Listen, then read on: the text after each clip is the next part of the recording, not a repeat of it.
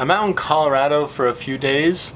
My stepdad John died last week, and I'm out here for the funeral, which is tomorrow, and just trying to help my mom out with things around the house and getting things in order. My mom did this kind of cool thing where she designated different tasks to different people. My job is to sort out John's workshop.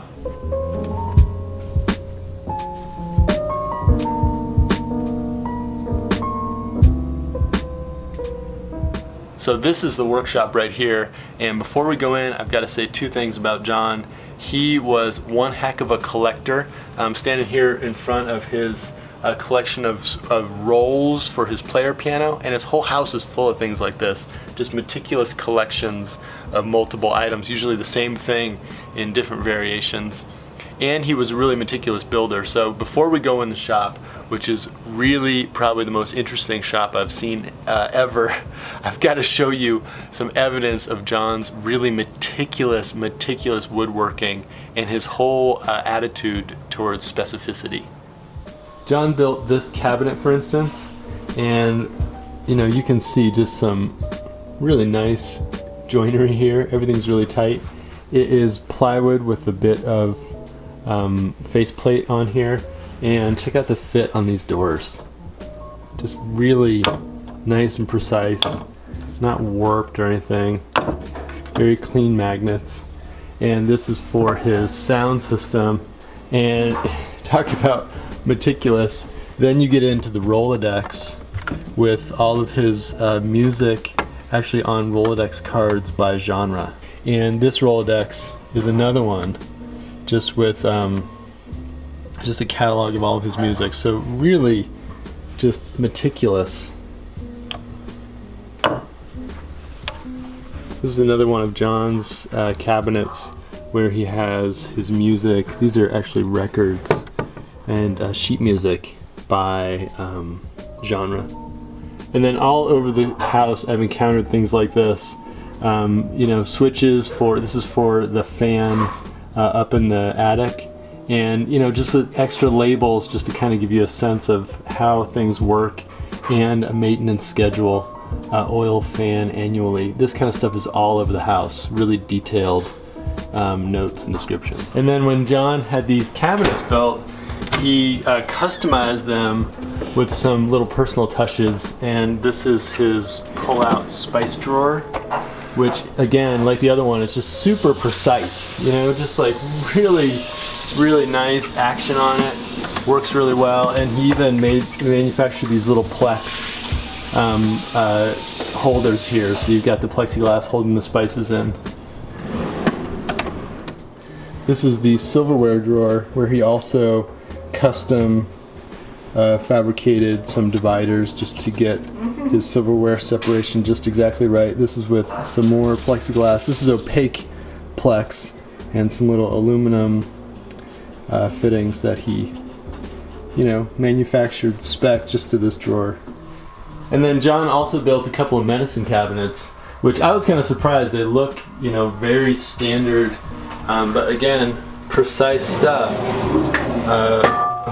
Really good action, nice stain work. His cabinetry joints just are perfect. His mitered edges, really precise.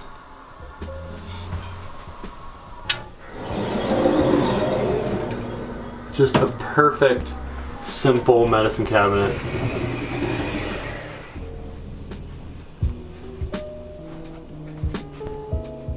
Alright, so this is the shop. Check it out.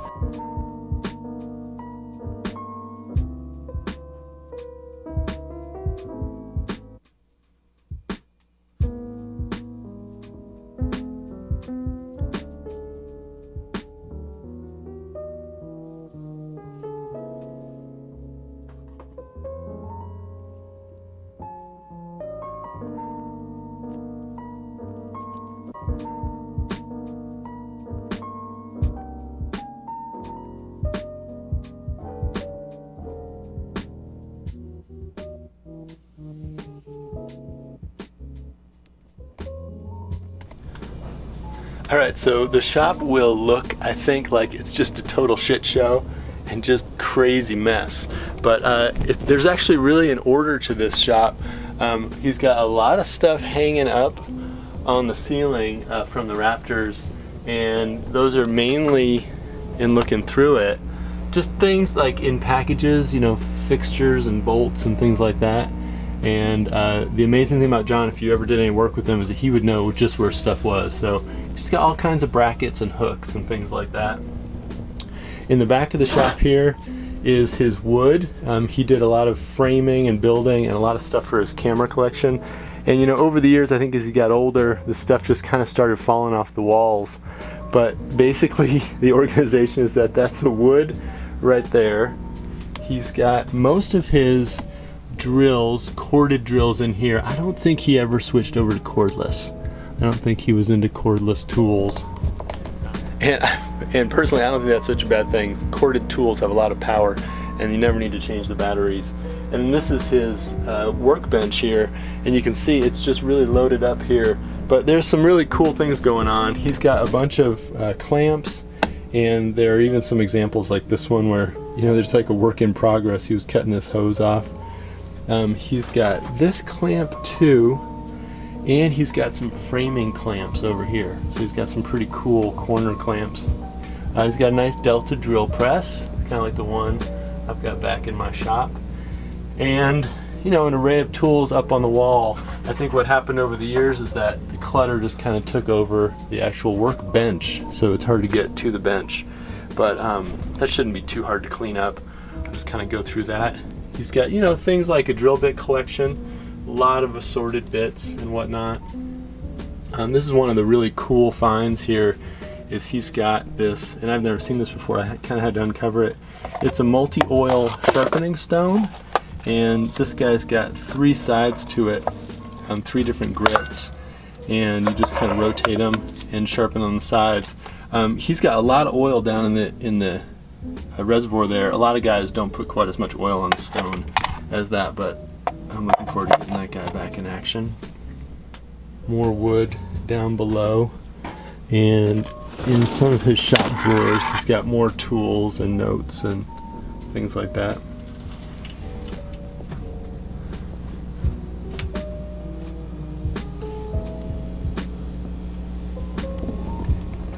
If you're interested in the ventilation system, check it out. Got the fan built up here right by the window, able to blow, it looks like fresh air in instead of sawdusty air out. So that's how we brought fresh air into the shop.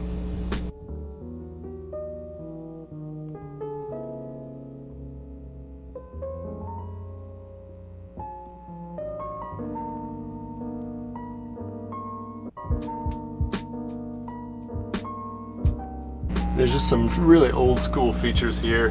He's got these old kind of work smocks that he used to work in. Now this is a guy born in the 30s, just had his own style. He's also got his rifles piled up over here in the corner of the shop. Shotguns, some 22s, and some pellet guns too.